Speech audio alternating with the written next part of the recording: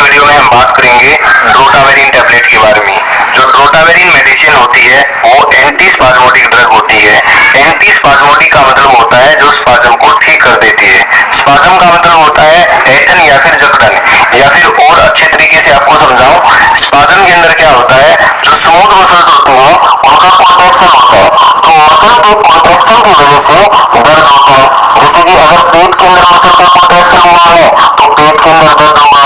Intestine के अंदर अगर मसल कॉन्ट्रैक्ट हुई है तो इंटेस्टाइन के अंदर दर्द होगा। तो जो कॉन्ट्रैक्शन हुआ है ना मसल्स का, उसकी वजह से पेन हो रहा है। अब हमको ऐसी मेडिसिन देनी है कि जो मसल कॉन्ट्रैक्ट हुई है वो रिलैक्स हो जाए। तो ड्रोटावेरिन सेम वही काम करती है। ड्रोटावेरिन क्या करती है, जो मसल्स का कॉन्ट्रैक्शन हुआ होता है उसको रिलैक्स कर देती है और अपने आप जो पेन है वो ठीक हो जाता है।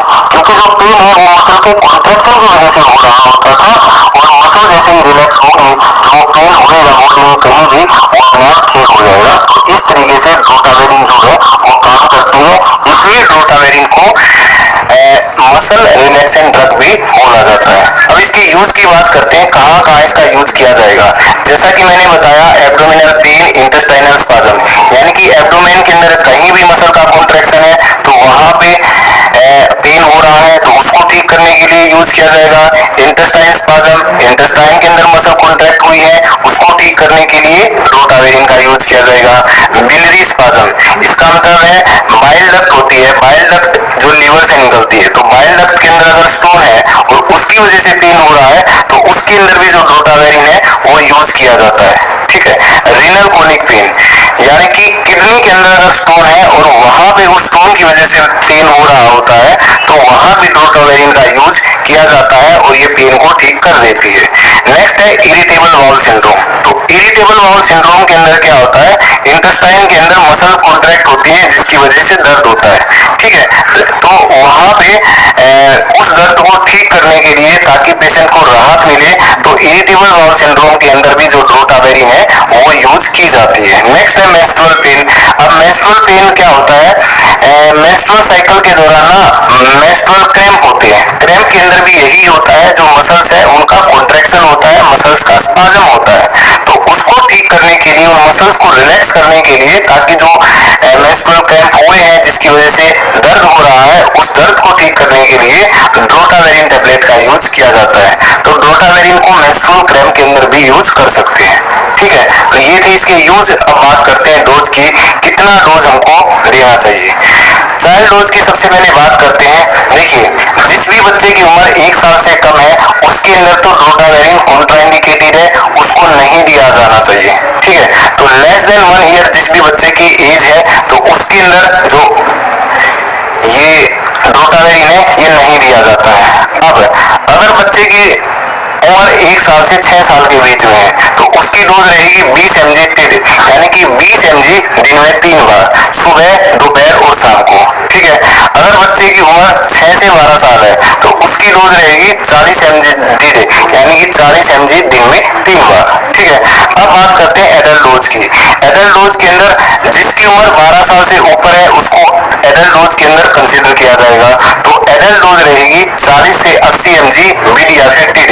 40 से 80 mg होगी, या तो दिन में 2 बार हो सकती है या फिर दिन में 3 बार हो सकती है। जैसे कि 80 mg अगर डॉक्टर प्रिस्क्राइब करता है तो 80 mg सुबह और 80 mg शाम को, यानी कि दिन में 2 बार हो गई। अगर 40 mg प्रिस्क्राइब की जाती है तो दिन में 3 बार भी हो जाएगी। तो इस तरीके से जो चाइल्ड डोज है और एडल्ट डोज है वो रहेंगे। ठीक है।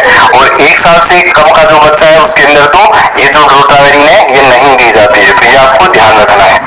देखिए, बच्चों के अंदर क्या है, बच्चे तो टैबलेट लेते नहीं है, ठीक है, उनको प्रॉब्लम होती है, तो वहां पे सिरप का यूज किया जाता है। ठीक है। जैसा कि आपको दिख रहा होगा, ड्रोटिन नाम से ये सिरप है। अब होता क्या है, बड़े ध्यान से इस सिरप को देखना है, इसकी कंपोजिशन आपको पढ़नी है।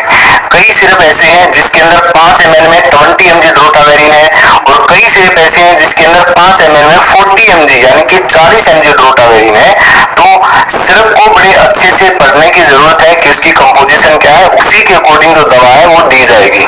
इसलिए कभी भी बच्चों को अपने आप से आपको दवाई नहीं देनी है, हमेशा डॉक्टर से कंसल्ट करना है तभी बच्चे को दवाई देनी है। ठीक है। क्योंकि होता क्या है, जैसे कि आपके पास क्या है, 5 5 ml के अंदर अगर 40 mg है, ठीक है, 5 ml के अंदर 40 mg ये वाला सिरप है, ठीक है, आप दे रहे हो उसको कंटिन्यू 5 ml 10 ml दे रहे हो, ठीक है, मतलब कि कहने का मतलब है ये गलती हो सकती है, किसी सिरप में तो 5 ml में 20 mg है तो किसी में 40 mg है, तो वहां पे बिना पढ़े क्या है गलती हो सकती है, ठीक है, 20 mg का समझ कर उसको 40 mg मतलब जो डोज है वो डबल दी जा सकती है, ठीक है, इसलिए डॉक्टर से हमेशा कंसल्ट करना है, बच्चे को कभी भी अपने आप से दवाई नहीं देनी है, ठीक है। और एडल्ट के अंदर जो है वो टैबलेट्स यूज की जाती हैं, रोटीन है जैसे, और यहाँ पे डोवेरिन 40 के नाम से भी है, तो ये 40 mg में भी आती है और 80 mg में भी आती है टैबलेट, ठीक है, तो ये डोटी नाम से बहुत ज्यादा फेमस है, आपको दिख रहा होगा ड्रोटावेरिन हाइड्रोक्लोराइड टैबलेट, ठीक है, तो इसका ये डोज रहेगी, पूरी डोज मैंने आपको बताई। अब बात करते हैं कॉन्ट्राइंडिकेटेड एंड वार्निंग्स की, कहाँ पे जो ये ड्रोटावेरिन है वो नहीं दी जानी चाहिए उसकी बात करते हैं। कोई भी पर्सन जो ड्रोटावेरिन से एलर्जिक है, जिसको एलर्जी है ड्रोटावेरिन से, उसको नहीं दी जानी चाहिए, पहला पॉइंट।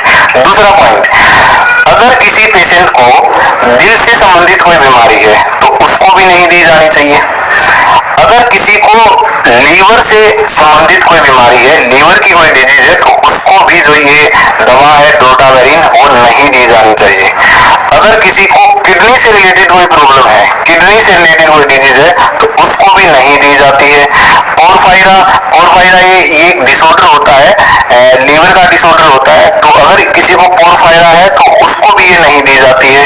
अगर किसी को ग्लूकोमा है, ये आई से रिलेटेड डिजीज होती है जिसके अंदर आई जो है वो डैमेज हो जाती है, तो उसको भी ये नहीं दी जाती है। और ये मैंने ऑलरेडी आपको बता दिया, जिस बच्चे की उम्र 1 साल से कम है उसको भी नहीं ये दी जाती है। तो इन सब सिचुएशंस के अंदर जो ड्रोटावेरिन है वो कॉन्ट्राइंडिकेटेड होती है, ठीक है।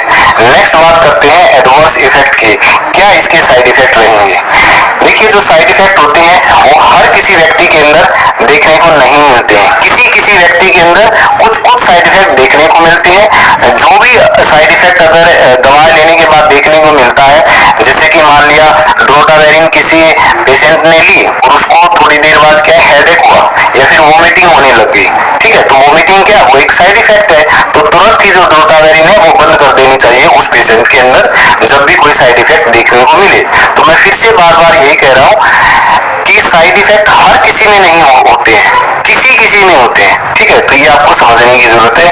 क्या होंगे वो देखते हैं, हेडेक हो सकता है, डिजीनेस यानी कि चक्कर आ सकते हैं, कब्ज हो सकती है, कॉन्स्टिपेशन, वोमिटिंग यानी कि उल्टी आ सकती है, ड्राई माउथ यानी कि जो मुंह है वो सूख सकता है, हाइपोटेंशन यानी कि हाइपोटेंशन का मतलब होता है जो ब्लड प्रेशर है वो कम हो सकता है, बीपी है वो लो हो जाएगा, ठीक है। अब हाइपो जो टेंशन है वो सिचुएशन कैसे होती है, अगर जो ये ड्रोटावेरिन है ये इंजेक्शन की फॉर्म में दिया जाए, आईवी दिया जाए अगर, तो उसके अंदर क्या होता है, उसके अंदर फॉलिंग बीपी देखने को मिलता है पेशेंट के अंदर, ठीक है। तो अगर कोई पहले से ही किसी को लो बीपी की प्रॉब्लम है तो वहां पे भी ड्रोटावेरिन उसको नहीं दी जानी चाहिए, ठीक है, क्योंकि इसका जो साइड इफेक्ट है वो हाइपोटेंशन है।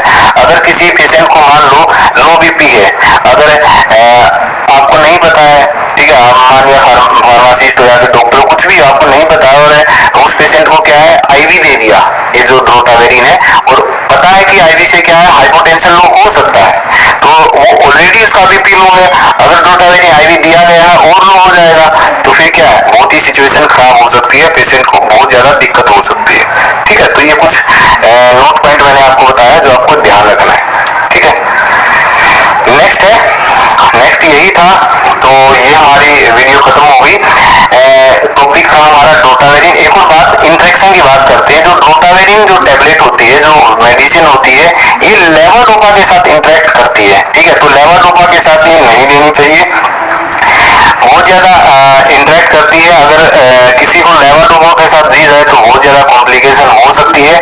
इंटरेक्शन इसका और भी ड्रग्स के साथ है, जैसे बेंजोडायजेपिन के साथ है, ठीक है, और भी ड्रग्स होती हैं जैसे कि एनाल्जेसिक्स है उनके साथ भी इंटरेक्ट करती है, बट देखने को मिला है कि इनके साथ जैसे कि एनाल्जेसिक्स जो होती है इनके साथ अगर कॉम्बिनेशन में ली जाती है तो इनका एडिटिव इफेक्ट आता है, बेनिफिशियल एडिटिव इफेक्ट आता है, ठीक है। तो इसलिए अगर आप कोई भी ड्रोटावेरिन के साथ कोई अदर ड्रग ले रहे हो साथ में, तो सबसे पहले आपको डॉक्टर से कंसल्ट करना है, आपको पूछना है कि जो ये दोनों ड्रग है ये साथ में सेफ है या फिर नहीं है, तभी आपको टेबलेट लेनी है, अदरवाइज आपको ड्रोटावेरिन अदर जो मेडिसिन है उसके साथ नहीं लेनी है। तो ये थी आज की हमारी वीडियो रोटावेरिन के ऊपर। आई होप आपको समझ में आई होगी।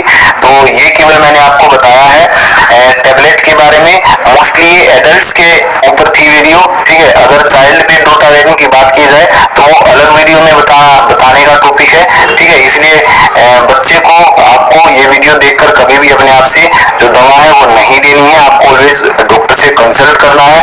और दूसरी बात ये है कि इंजेक्शन फॉर्म में जो ये रोटावेरिन है ये अवेलेबल होती है, तो कभी इंजेक्शन के ऊपर भी एक अलग से वीडियो लेके आएंगे। तो आज की वीडियो में इतना ही, तो मिलते हैं नेक्स्ट वीडियो के अंदर।